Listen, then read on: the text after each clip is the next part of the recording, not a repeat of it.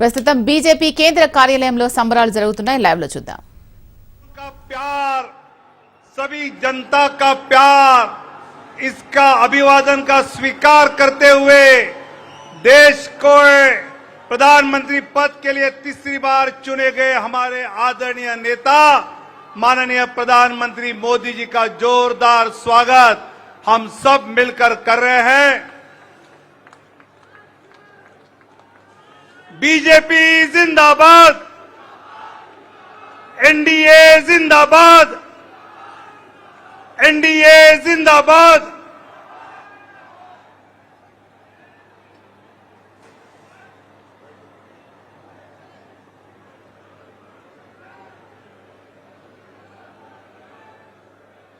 सभी कार्यकर्ता अपने अपने स्थान ग्रहण करें, अपने स्थान पर बैठे।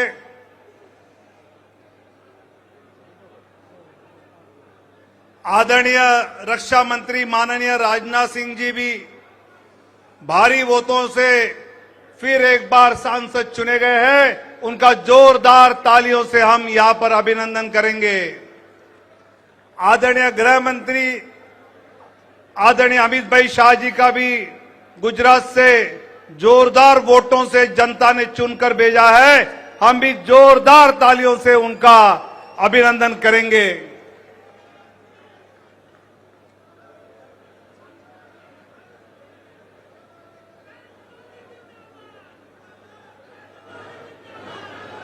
नरेंद्र मोदी जिंदाबाद, नरेंद्र मोदी जिंदाबाद, बीजेपी जिंदाबाद,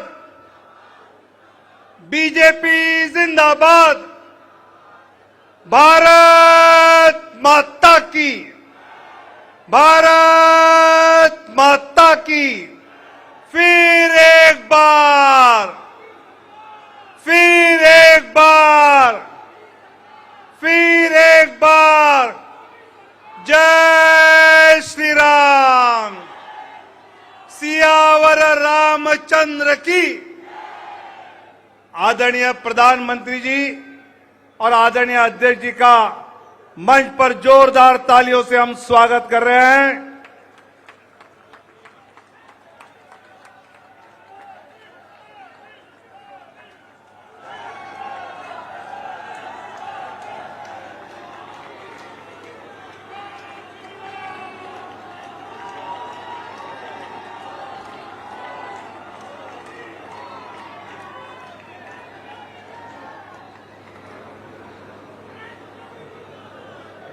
सभी अपना अपना स्थान ग्रहण करें।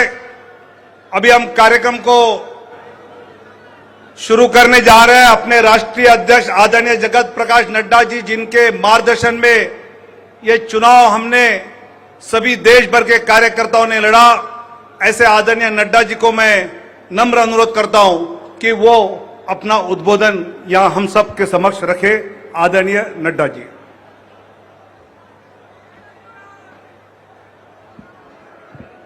बोलिए भारत माता की, भारत माता की, भारत माता की। आज के इस विजय उत्सव पर मंच पर उपस्थित हम सबके बहुत ही प्रिय और देश के यशस्वी प्रधानमंत्री सम्माननीय श्री नरेंद्र मोदी जी, हमारे रक्षा मंत्री आदरणीय राजनाथ सिंह जी, हमारे गृह मंत्री श्री अमित भाई शाह जी और यहां उपस्थित इतनी बड़ी संख्या में इस विजय उत्सव में आए हुए हमारे सभी समर्थक कार्यकर्ता बंधु, मीडिया के मेरे साथी, प्रिंट मीडिया और इलेक्ट्रॉनिक मीडिया के मेरे साथी और देश भर से टेलीविजन के माध्यम से जुड़े हुए हमारे करोड़ों कार्यकर्ता और भारत की यशस्वी जनता, आज ये बहुत ही खुशी का विषय है कि आज इस धन्यवाद मोदी जी को देने के लिए और विजय उत्सव मनाने के लिए इतनी बड़ी संख्या में उत्साह के साथ आए हुए हैं कार्यकर्ता। आप सब लोगों की तरफ से और भारतीय जनता पार्टी के लाखों कार्यकर्ताओं की ओर से सबसे पहले इस कार्यक्रम में मैं आदरणीय प्रधानमंत्री मोदी जी का हार्दिक अभिनंदन करता हूं, स्वागत करता हूं।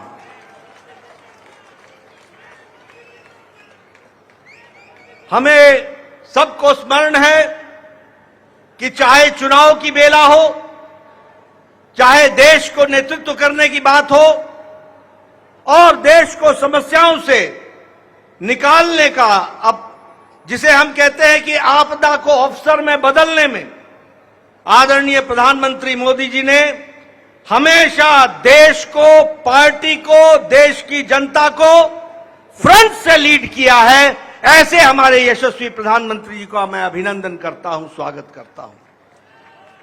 मैं आज सभी एनडीए के साथी दल और भारतीय जनता पार्टी के कार्यकर्ता, जिन्होंने अथक प्रयास के साथ पीछे कई महीनों से अथक प्रयास किया और एनडीए को जो जीत दिलाई है, उसके लिए मैं साथी दलों का और हमारे कार्यकर्ताओं का और साथी दलों के कार्यकर्ताओं का भी हार्दिक धन्यवाद देता हूं और उनका भी मैं अभिनंदन करता हूं।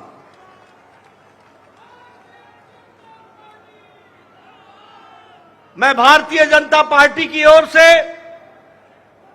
देश के करोड़ों हमारे देशवासियों को, जो प्रधानमंत्री मोदी जी के नेतृत्व में विश्वास करते हुए एक ऐतिहासिक पल, एक ऐतिहासिक घड़ी के चश्मदीद गवाह बनने का हम सबको सौभाग्य दिया, ऐसे हमारे मतदाता बंधु, जिन्होंने भारतीय जनता पार्टी और एनडीए को अपना आशीर्वाद दिया और प्रधानमंत्री मोदी जी के नेतृत्व को आगे बढ़ाने का काम किया, ऐसे करोड़ों करोड़ों देशवासियों को मैं पार्टी की ओर से बहुत बहुत धन्यवाद देता हूं। हम जानते हैं देश ने एक नई करवट राजनीति में ली और एक नया इतिहास रचा है 2014 के पश्चात। हम जानते हैं कि 2014 के बाद मोदी जी के नेतृत्व में एक मजबूत सरकार बनकर के आई, मजबूत सरकार, और हमने देखा कि इस मजबूत सरकार को 2019 में फिर से भारत की जनता का आशीर्वाद मिला और देश के चाहे कोई आपदा आई, चाहे समस्याएं आई, चाहे गरीबों के उत्थान के विषय थे, प्रधानमंत्री मोदी जी की नीतियों को फिर से 2024 में आशीर्वाद देते हुए इस ऐतिहासिक घड़ी को हम देख रहे हैं, जब प्रधानमंत्री मोदी जी तीसरी बार लगातार प्रधानमंत्री बन रहे हैं। इस बात को भी हमने देखा, ये भी हम इसके अभी हम साक्षी हैं। मित्रों,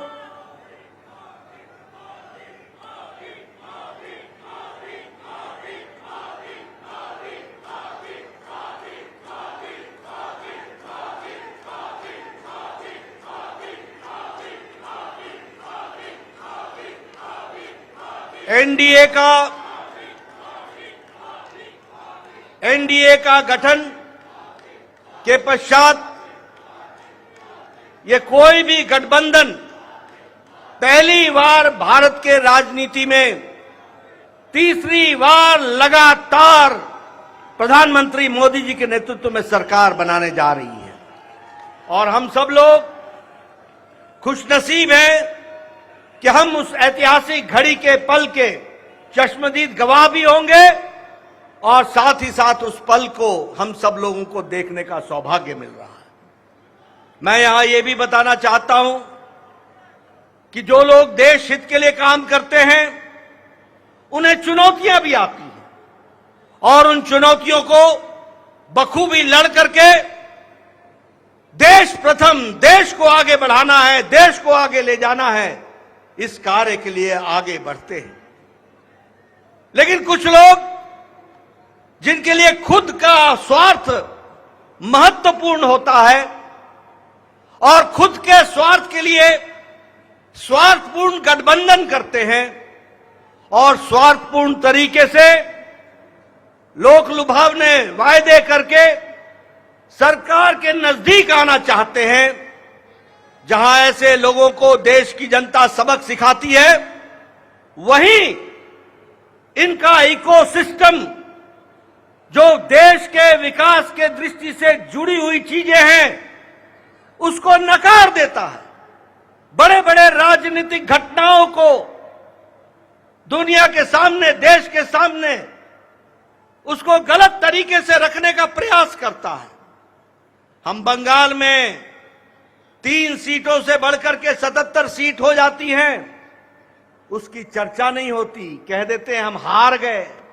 भूल जाते हैं कि हमारे मत प्रतिशत कितने गुना बढ़े। और आज ही उड़ीसा में विशुद्ध पहली बार भारतीय जनता पार्टी की सरकार बन रही है, मोदी जी के नेतृत्व में। विशुद्ध भारतीय जनता पार्टी की सरकार मोदी जी के नेतृत्व में और उनके कुशल नेतृत्व के कारण वहां बन रही है। लेकिन कुछ लोग 30-40 सीटें जीत ले तो धूम मचाने लग जाते हैं और वो भूल जाते हैं कि देश किस तरीके से मोदी जी के साथ खड़ा है। इस बात को भी हमको ध्यान में रखना चाहिए। मैं आज के दिन प्रधानमंत्री जी को इस बात के लिए भी धन्यवाद देना चाहता हूं कि आपके नेतृत्व में नॉर्थ ईस्ट में हमने एक एक प्रदेश में अपना झंडा, एनडीए का झंडा गाड़ा। और आज मुझे खुशी होती है आपके साथ ये चर्चा करते हुए कि अरुणाचल प्रदेश में लगातार मोदी जी के नेतृत्व में तीसरी बार हमारी सरकार बन रही है, तीसरी बार सरकार बन रही है। उड़ीसा में हमने 80 सीटें जीती है, 40% हमारा मत प्रतिशत रहा है और उसी तरीके से लोकसभा में भी एक तरफा फैसला लोगों ने भारतीय जनता पार्टी और एनडीए के पक्ष में दिया है। मैं आपके साथ इस बात की भी चर्चा करना चाहता हूं कि आंध्र प्रदेश में हमारे अलायंस पार्टनर के साथ वहां भी एनडीए की सरकार बन रही है। इस तरीके से परिवर्तन हुआ है। मित्रों, केरल में भारतीय जनता पार्टी ने अपना खाता खोला है, जहां हम कहीं दूर दूर तक नहीं दिखते थे, दूर दूर तक नहीं दिखते थे, उस केरल में कमल खिला है और वहां भी एनडीए की उपस्थिति हो गई है। इसको भी हमको ध्यान में रखना चाहिए। हमारे वोट शेयर बढ़े हैं, हमारे प्रदेशों में वोट का शेयर भी बढ़ा है। और इसके साथ साथ मैं एक बात और कहना चाहता हूं, 2014 में यह बहुत ही ऐतिहासिक घटना घटी थी कि एक गरीब मां का बेटा भारत का प्रधानमंत्री बने थे और वो भारत की गुर्बत और भारत के अंदर रहने वाले गरीब लोगों की दुख उसको उन्होंने आत्मसात किया था। वो जानते थे गरीबी क्या है, वो जानते थे कि गरीबों का नेतृत्व करने की क्या आवश्यकता है, वह जानते थे कि देश को किस तरीके से आगे बढ़ाना है। और मुझे याद है कि 2014 में जब एनडीए की सरकार बनी तो आपने उस समय कहा था, मेरी सरकार गांव को, गरीब को, वंचित को, पीड़ित को, शोषित को, दलित को, महिला को, युवा को, किसान को समर्पित रहेगी और उनके विकास के लिए हम काम करेंगे। आज हम गौरव के साथ कह सकते हैं कि आज आयुष्मान भारत में 50 करोड़ लोगों को दुनिया का सबसे बड़ा हेल्थ कवरेज मिल रहा है और उनकी चिंता हुई है तो आदरणीय प्रधानमंत्री मोदी जी के नेतृत्व में हुई है। और आगे 30 में इस देश का कोई भी नागरिक जो 70 साल से ऊपर का होगा उसको भी आयुष्मान भारत का कार्यक्रम से जोड़ा जाएगा। इस बात को हमको ध्यान रखना। उसी तरीके से चाहे बहनों को गैस का चूल्हा पहुंचाना हो, गैस का सिलेंडर पहुंचाना हो, हर घर नल, हर घर जल, इसकी व्यवस्था करनी हो, हमारे भाइयों को बहनों को बैंक से जोड़ना हो, ये सारे काम प्रधानमंत्री मोदी जी के नेतृत्व में हुई और गरीब की चिंता की गई, गरीब की चिंता की गई। मैं यहां यह भी कहना चाहूंगा कि जब प्रधानमंत्री जी ने 2014 में बागडोर संभाली थी तो भारत की अर्थव्यवस्था लड़खड़ा रही थी। भारत की अर्थव्यवस्था के साथ साथ बैंकिंग व्यवस्था यह बिल्कुल लड़खड़ाई हुई थी, एक तरीके से ढह गई थी। और भारत देश की अर्थव्यवस्था के साथ साथ बैंकिंग व्यवस्था जब लड़खड़ाई तो दुनिया में भी हमारी अर्थव्यवस्था की ताकत कम हुई। लेकिन प्रधानमंत्री मोदी जी के नेतृत्व में बैंकिंग व्यवस्था को मजबूती दी गई, अर्थव्यवस्था को मजबूती दी गई और बैंकिंग व्यवस्था के बारे में दुनिया ने भी सराहा कि आज भारत एक मजबूत बैंकिंग सिस्टम के साथ खड़ा है। और सबसे बड़ी बात यह है कि 2014 में हम 11वें नंबर की अर्थव्यवस्था थे, 11वें नंबर की। आज हम मोदी जी के नेतृत्व में सुदृढ़ तरीके से 5वें नंबर की अर्थव्यवस्था है और मोदी 30 में तीसरी बार प्रधानमंत्री बन रहे हैं।